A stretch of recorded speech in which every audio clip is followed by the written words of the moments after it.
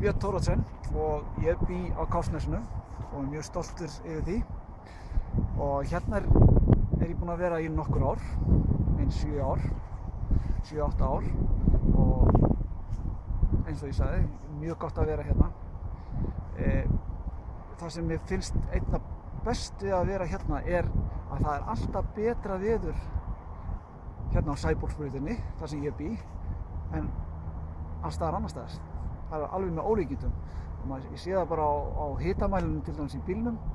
Hann er alltaf með hærra hitastig heldur en þegar ég er kominn á leiðarenda. Þetta er nú kannski bara hroki, en svona er þetta bara.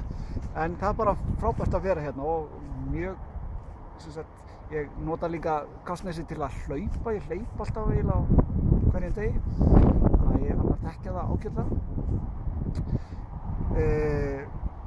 Mér finnst líka mjög spennandi hæðin þar sem salurinn og tónlistarsafnið og mólinn og tónlistarskóli Kópavogs er staðsett og bókasafnið að sjálfsögðu.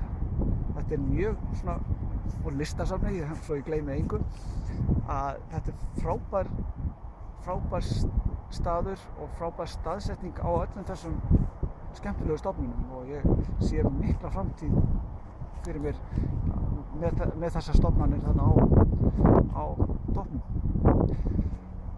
Og bara það er frábært að vera hérna í Kópavogi. Það er það sem ég myndi vilja segja. Takk.